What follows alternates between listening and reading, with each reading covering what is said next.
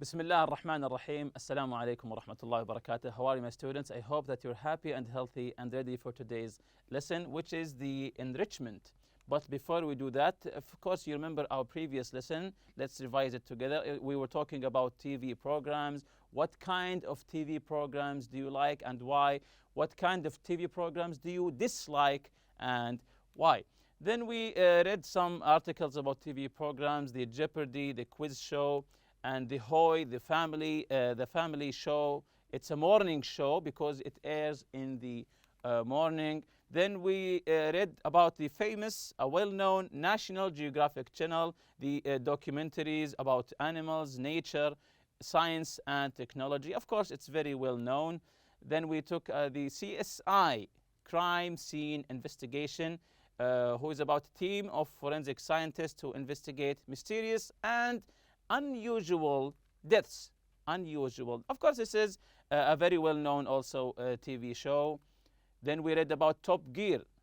Top Gear, also a very well-known TV show. It's about cars. From the name itself, Top Gear, it's actually an award-winning British television series about cars with a humorous style. Then we read Sasuke, the famous Japanese sports show. It's very popular in Japan, of course, entertainment that airs twice a year. It's about 100 fighters and athletes compete in one of the most challenging and physical contests imaginable. Then we read about the language builder regarding the telenovelas and soap operas, and we learned how soap operas, they don't end, they never end. The stories just evolve over the years. So these are today's objectives. Of course, we'll be studying about grammar, the unit 4. So today's objectives are to identify direct object and indirect object in a sentence, the use of for and to before the indirect object, to rearrange words to create a direct and indirect object, use direct and indirect objects to complete stories, decide whether the words are direct or indirect objects, find the mistake in a sentence. So we'll be learning about direct and indirect objects, and we'll be taking some questions about them. So let's see this sentence here. Jack sold the car. This is a really simple sentence. Jack sold the car, and you can see the picture of the car here. So what did Jack sell? Another simple question. What did Jack sell? Yes, that's easy.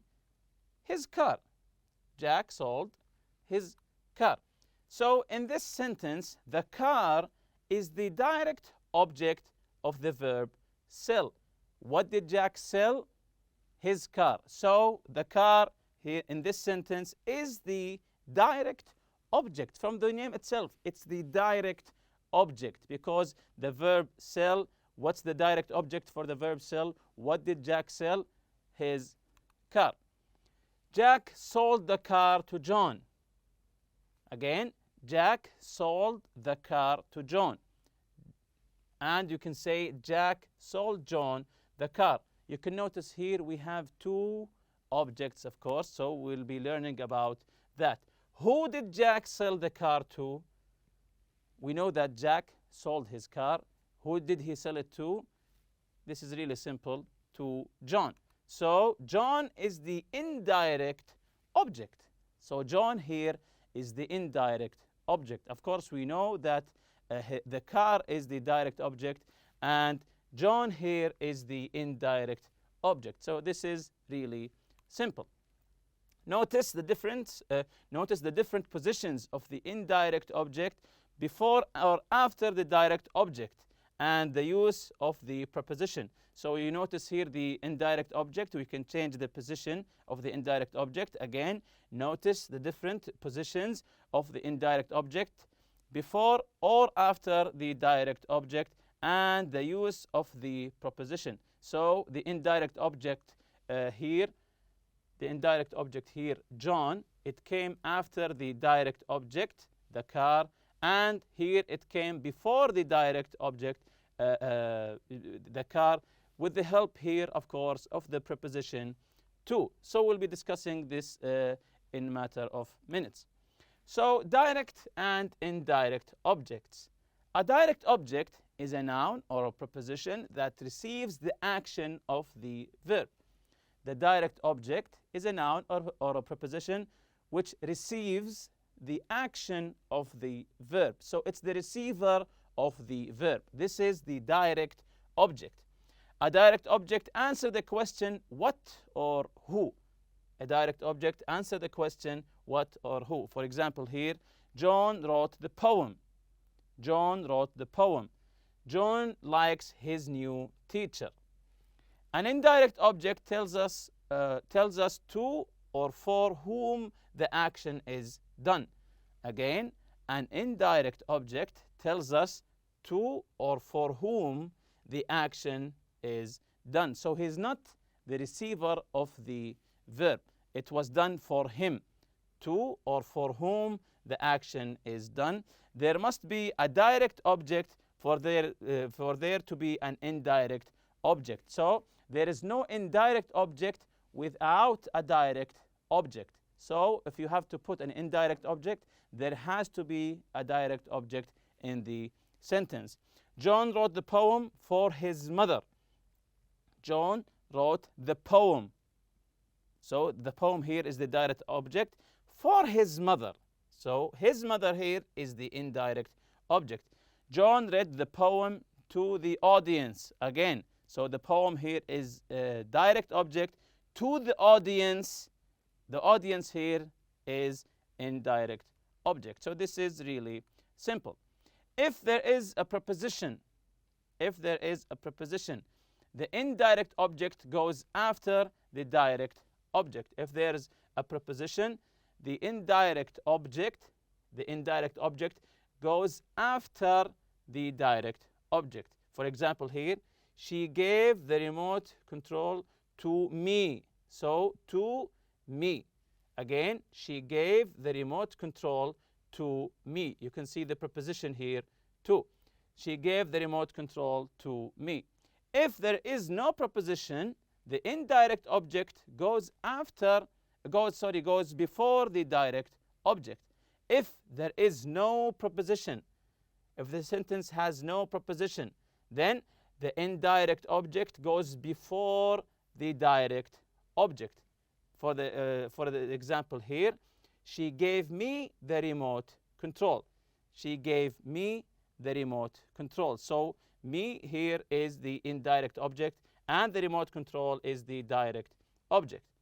When the direct object is a pronoun, the pronoun goes before the indirect object. Again, when the direct object is a pronoun, if the direct object is a pronoun, then the pronoun goes before the indirect object. For example here, she gave it to me. She gave it, the pronoun it, to me. So the direct object it comes before the indirect object me because it's a pronoun. The second part of the grammar here, to and for before indirect objects.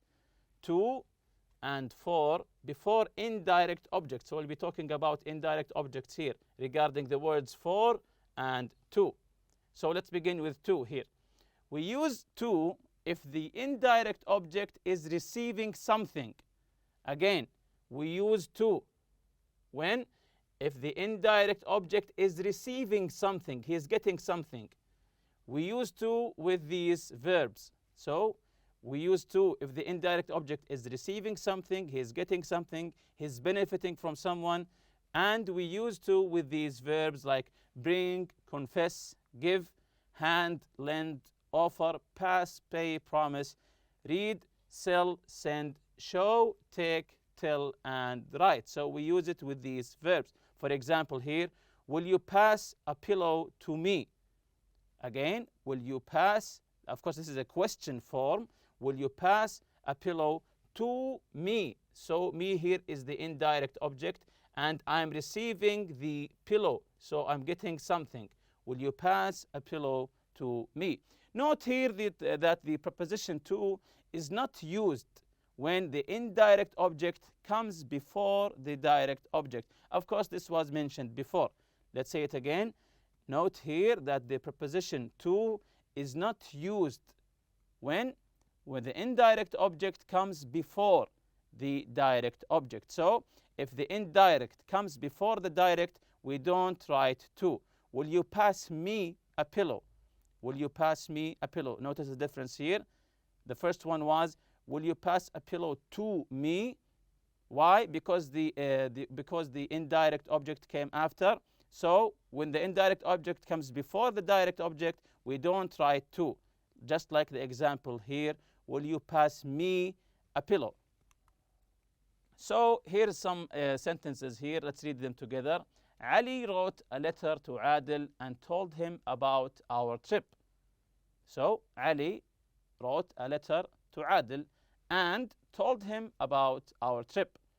So Ali didn't have time to write. So Ali wrote the letter for him. Notice here, Ali didn't have time to write. So Ali wrote the letter for him. So Ali wrote the letter for Adil. In which sentence does Adil get a letter? Is it the first sentence or the second sentence? Let's read them again. Ali wrote a letter to Adil and told him about our trip. The second sentence, Adil didn't have time to write, so Ali wrote the letter for him. So this is an easy question. In which sentence does Adil get a letter? It's the first sentence. Of course, this is easy. In the second sentence, Ali writes the letter for Adil as a favor, so he is helping him. So Ali, in the second sentence, Ali is helping Adil by writing the letter for him instead of him as a favor. Adil didn't have time to write, so maybe he asked Ali to write it. So Ali wrote the letter for him instead of him. In the second sentence, Ali writes the letter for Adil as a favor. So jumping to the word for here, we use for if the indirect object is benefiting from some kind of help. So we said about to, if he is receiving something, to if he is receiving something, for if he is benefiting of some kind of help. There's a benefit, he's getting some kind of help. We use for with these verbs. Book, build, buy, cook, find, get, keep, leave, make, order, and reserve. For example here, my parents bought a new TV for me as a favor. Again, my parents bought a new TV for me. So I benefited by getting the TV. Note the preposition for is not used when the indirect object comes before the direct object, same as to. His parents are buying him a new TV for his graduation. The same with to. If the indirect object comes before the direct, we don't write to and we don't write for. With some verbs, the indirect object always follows the direct object. Again, with some verbs, notice the word some here. With some verbs, the indirect object always follows the direct object. And the preposition for cannot be omitted. It can't be omitted. We have to write it. For example, here some words: answer, cash, change, close, fix, open, prepare, pronounce, and translate. For example here, can you please translate the program for me? Can you please translate the program for me? We can't say, can you please translate the program me? We have to put the word for. It can't be omitted. So jumping here to the exercise A, complete the conversation with for or to. We have a conversation here between Umar and Alex. Alex, what happened in last night's episode of Fast and Safe? Umar, I recorded it. Is it to you or for you? Yes, that's correct. It's I recorded it for you. I'm helping you as a gesture here, as a kind gesture. I recorded it for you. It was great. Tell me about it. Well, Alan wrote an email, Ahmed. So is it for or to? Yes, Alan wrote an email to Ahmed. So the email is going from Alan to Ahmed. If we said for, It means that Alan wrote an email instead of Ahmed. In it, he confessed, yes, he confessed to him that he had tampered with the engine of the car he was driving. Ahmed kept reading the email to himself, that's correct. He couldn't believe that Alan would do such a thing. Then Alan tried to make up for it. He got a fantastic car, yes, that's correct, for Ahmed to drive in this show. He bought a new helmet, that's correct, for him as a favor. He even sent a limo Ahmed's house. Yes, this is an easy one, to Ahmed's house to drive him to the studio. Alex said, what did Ahmed do? Umar replied, well, he was angry at first, then he demanded that Alan make a public statement on air and promise that he would never do anything like that him again. Is it for him or to him? Yes, of course, to him, because he is the receiver here. That he promised that he would never do anything like that to him again. Jumping to exercise B, rearrange the words to create two sentences. So we'll be rearranging the words to create two sentences. One with the indirect object placed after the direct, and the other one is vice versa. The indirect object placed before the direct object. So the first one here is already done for you. I sent the TV schedule John. You see here, I sent John the TV schedule. I sent John the TV schedule. And the other one is, I sent the TV schedule to John. So which is the direct object here? Yes, the direct object is the TV schedule, and the indirect object is John. So now you know it's an easy exercise. Number one, the comedian told the audience a joke. The comedian told the audience a joke. So how do we rearrange them? That's correct. Let's check the two sentences together. The comedian told the audience a joke. And the second one, the comedian told a joke to the audience. To the audience. So the audience here are the receivers of the joke. Number two, a glass of water. The talk show host poured the celebrity. A glass of water.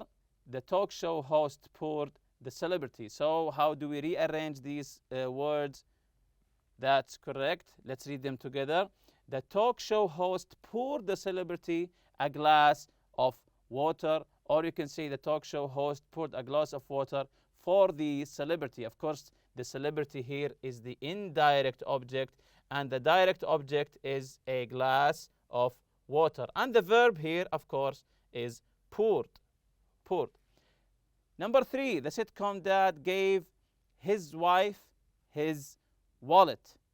The sitcom dad, and the verb here is gave his wife his wallet. So how do we write the two sentences here? Okay, let's read them together. The sitcom dad gave his wife his wallet, or you can say the sitcom dad gave his wallet to his wife. To his wife. So the wallet here is the direct, and his wife is the indirect object. Continuing here with number four, his cheese, the cat, the cartoon mouse offered. So this is an easy one. We all know about cartoons, especially with cats and mice. So his cheese, the cat, the cartoon mouse offered. Yes, the cartoon mouse offered the cat his cheese, or you can say the cartoon mouse offered his cheese to the cat. So his cheese is the direct, and the cat is the indirect object. Number five, the host passed the microphone an audience member. So now you know. Yes, that's correct. The host passed an audience member the microphone, or you can say the host passed the microphone to an audience member. What about number six? The judges offered the contestants advice. The judges offered the contestants advice. So this is the direct object here and the indirect, and the verb is offered. So this is an easy one here. The judges offered the contestants advice, or you can say the judges offered advice to the contestants. They are the receivers of the advice. Another chance, host offered the contestant. Number 7, it's an easy one. The host offered the contestant another chance, or you can say the host offered another chance to the contestant. And number 8, the chef made the studio audience a dessert. The chef made the studio audience a dessert. So the verb here is made, and the direct object is a dessert, and the indirect is the studio audience. So it's an easy one. The chef made the studio audience a dessert, or you can say the chef made a dessert for the studio audience. Exercise C here, look at the pictures. Use your own ideas to complete the stories. Use direct and indirect object. We see 2 pictures with 2 stories. The first one, Jamal had spent weeks planning a poster for ecotourism in his country. And the second one, Ahmed's parents were proud of his achievement and wanted to do something special for him. So use your own ideas to complete the stories. Use direct and indirect objects. So we have 2 stories. Try to use direct and also indirect objects. Here are fun facts for you. Many people assume that teens are watching less TV now. Of course, we all assume that. Many people assume that teenagers, are watching less TV now because they spend more time doing things like playing video games and surfing the internet. However, a recent study says that this isn't true. The study found that in the last 5 years, teens have been watching 6% more TV. So in the last 5 years, teens have been watching 6% more TV. On average, teens spend more than 104 hours a month watching TV. They spend an average of about 12 hours online. So at this time, all people assume that teenagers only surf the internet. So this article shows the opposite, that teenagers also watch TV. Actually, it's 104 hours a month, which is a really high number. And with that, we reach the end of this lesson. See you next lesson, inshallah. Subhanakallahumma bihamdik. Ashhadu an la ilaha illa anta astaghfiruka wa atubu ilayk. Assalamu alaikum.